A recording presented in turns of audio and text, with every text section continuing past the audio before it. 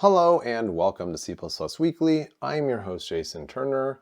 This episode is going to be about a specific question that a viewer asked, and this is your reminder that I do have an episode idea tracker that you should check out and contribute to.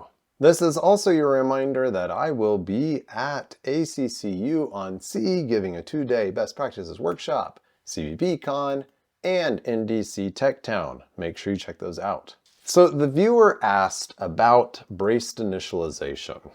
Basically, what does it mean? What exactly am I initializing here? Today's episode is sponsored by JetBrains. CLion is a cross-platform JetBrains IDE for C and C++. It is ready for your projects out of the box and has everything you need to stay productive, focused, and in control. Deep language understanding with intelligent code assistance, comprehensive build system support, unit testing frameworks, advanced debugging, and embedded development. Use the code CPPWeeklyCLion to get 25% off when purchasing a new CLion subscription or renewing your existing one. Let's do a quick aside, and every compiler warns on this, but on line 15, I am not declaring an object of type D. This is the most vexing parse. I have declared a function that is called D and returns an object of type data. That is not what we wanted to do. If I do this without anything here, this object has had its lifetime begin and its default constructor is called. But this thing called data does not have a default constructor. So what am I doing? What are these values initialized to? Now, this is partially dependent on which C++ standard you're using. As of C++ 26, we've got a rule change. This thing is uninitialized. So d.vel is uninitialized. And it is undefined behavior to read d.vel in C++ 23, and it is erroneous behavior in C++ 26. As of C++ 26, the compiler is not allowed to just throw away our program because we read an uninitialized value. It must give us some kind of value. Now I want you to observe here that Clang is returning the value 2.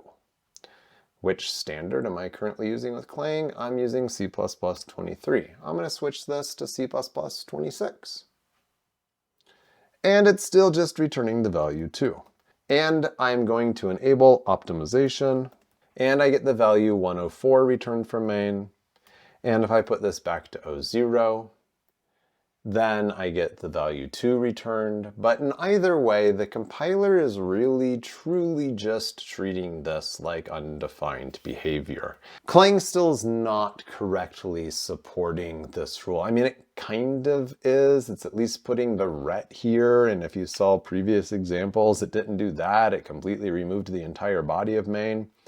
Now let's look over here at GCC. GCC is properly telling me I am accessing this value uninitialized. There's more to this story that you need to observe. Both of these compilers have address sanitizer and undefined behavior sanitizer enabled.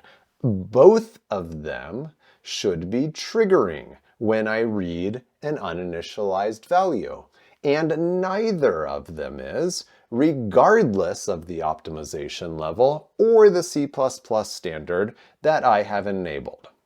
So here is another rant about undefined behavior from me, if that's what you think you signed up for.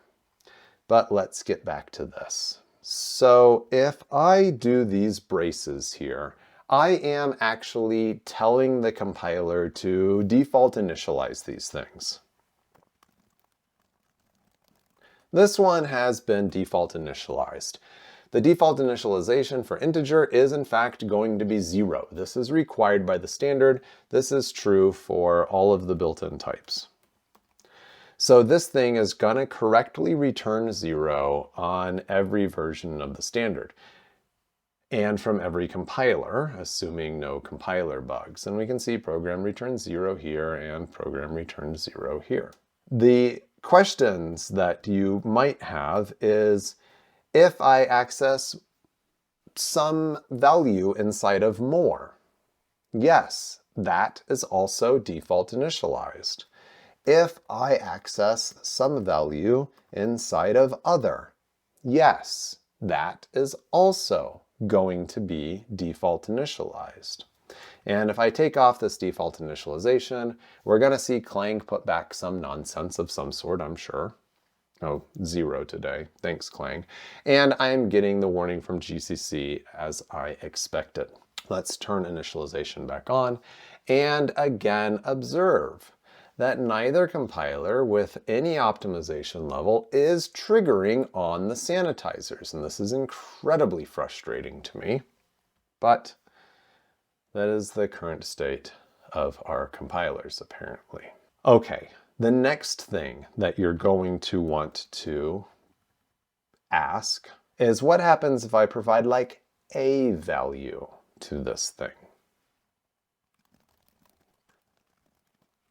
And this is the question that I'm sure many of you are going to ask.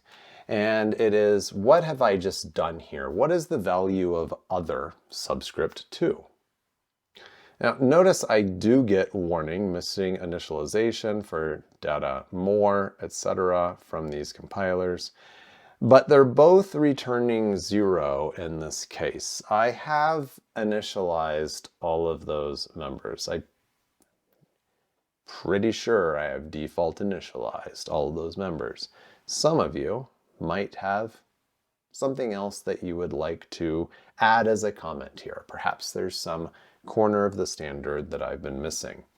Let's go ahead though and do something like .val equals. And this is perfectly valid. I can specify the initialization of a single value and let the compiler work out the rest of it. I'm going to make a suggestion to you though. Instead of questioning yourself as to what exactly do these rules mean, go ahead and make sure that these things are always initialized. Because even with the address sanitizer and the undefined behavior sanitizer enabled, I'm not getting anything out from this. And again, that is very frustrating. This, however, is not frustrating. I could even do something like this, where this should compile. Yeah, I have initialized the first 3 members of .more with 1, 2, 3. Everything else in this object is default initialized. So let's check out .more of value 2. I should get 3 returned from main from both compilers, yes. And if I do subscript 3, then I should get 0 returned from both compilers. And in fact, I do. Let's see if Valgrind is willing to do something more intelligent for us today, shall we?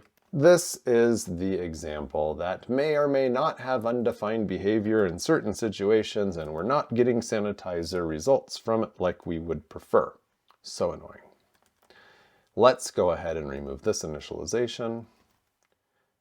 Let's only initialize .more, and let's call other of 10. Now, if our hypothesis is correct, this should return 0 from every compiler, and maybe we will or will not get some sort of warning from Valgrind. I'm intentionally compiling with no optimizations. Here we go. All heap blocks were freed, no leaks are possible, 0 errors from 0 context, no suppressed errors. All right. Let's go ahead and remove the initialization entirely. And we get uninitialized values were, in fact, red. Neat. It isn't really telling me where that happened. And let's do one other one, which was giving us a warning. Like that. And we are not getting the uninitialized read. All right, there you go. A little bit of a rambling episode. Hopefully it made some sense. Hopefully it cleared up some things. Hopefully it convinced you to continue to use your tooling so that you can get the best checks possible from your C++ code. Thank you for watching this episode of C++ Weekly. Be sure to subscribe. I will see you at an upcoming conference workshop.